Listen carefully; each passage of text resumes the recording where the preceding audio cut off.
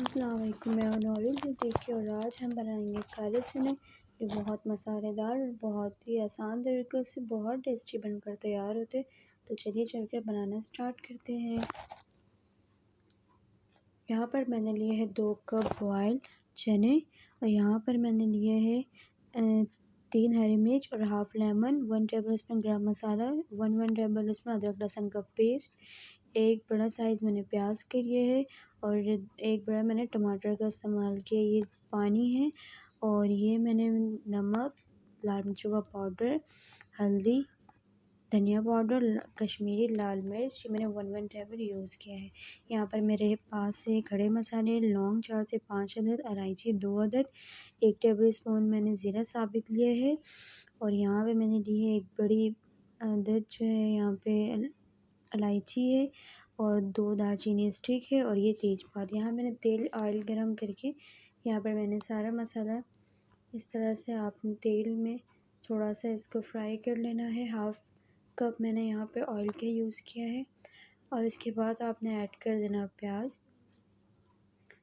आपने golden fry करना है और इसको जलाना बिल्कुल भी नहीं है। तो इस तरह से जिस तरह से मैं कर रही हूँ सेम इस तरह से गोल्डन फ्राई कर लेना है आपने। तो इस तरह से बहुत अच्छे से इसको फ्राई करने के बाद इसमें मैं ऐड करूँगी अदरक लहसुन का पेस्ट। अदरक लहसुन का पेस्ट जो है इसके बाद आपने इसकी 3 मिनट तक भुनाई करनी है ताकि इसका कच्चापन जो है सारा दूर हो जाए और जो इसकी प्यारी सी खुशबू आती है वो आ जाए। तो इसकी 3 मिनट भुनाई करने के बाद बहुत अच्छे से इसकी भुनाई कर लेनी है।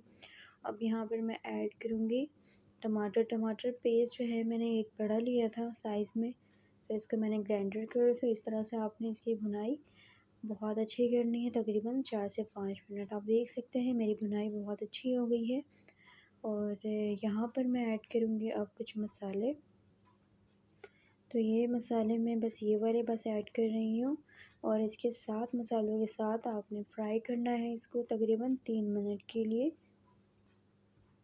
ताकि मसालों के साथ ये टमाटर जो है इनकी ग्रेवी भी अच्छी बन जाए और ये बहुत अच्छा मिक्स हो जाए और इसका तेल भी बहुत अच्छा सेपरेट हो जाए। ठीक है, चम्मच की मदद इसको बहुत अच्छे से चला लेना है आपने इस तरह से जिस तरह से मैं कर रही हूँ। 3 मिनट में ये काफ़ी अच्छे से ये मसाले हमारे भुन जाते हैं और ये बहुत ही मज़ेदार बन जाता है। इसी तरह से सेम आपने भी करना है।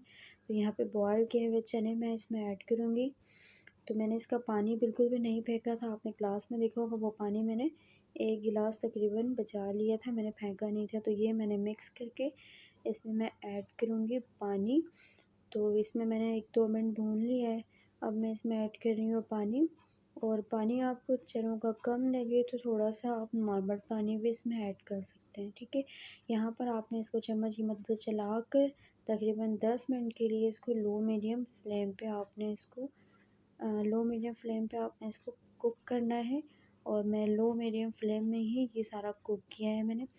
तो यहाँ पर मैं अब कवर करके रख दूँगी तकरीबन 10 मिनट के लिए, ताकि ये मसाले चनों के साथ बहुत अच्छे से पक जाए और बहुत अच्छा टेस्ट आ जाए।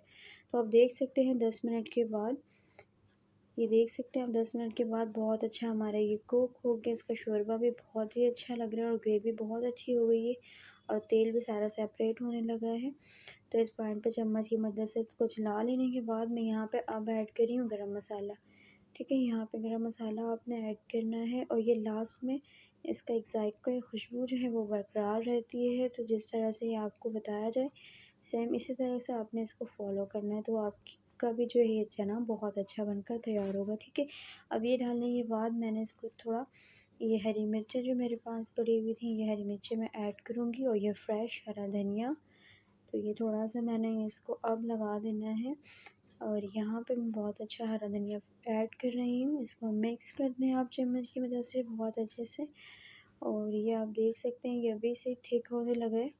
तो आपकी मर्ज़ी है शोरबे वाला करना चाहें आप, तो इसमें पानी की मिकदार थोड़ा ज़्यादा कर दें। अब मैं यहाँ पर ऐड कर रही हूँ हाफ़ लेमन, इस तरह से इसका जूस सारा ऐड कर रही हूँ मैं और चम्मच की मदद से इसको चला के सिर्फ उसे आपने 2 से 3 मिनट लो मीडियम फ्लेम पे इसको दम देना है। ठीक है, तो यहाँ पे 2 से 3 मिनट इसको मैं दम दूँगी। इसको बहुत अच्छा आपने चला लेना है और मैं आपको डिश आउट करके दिखाती हूँ।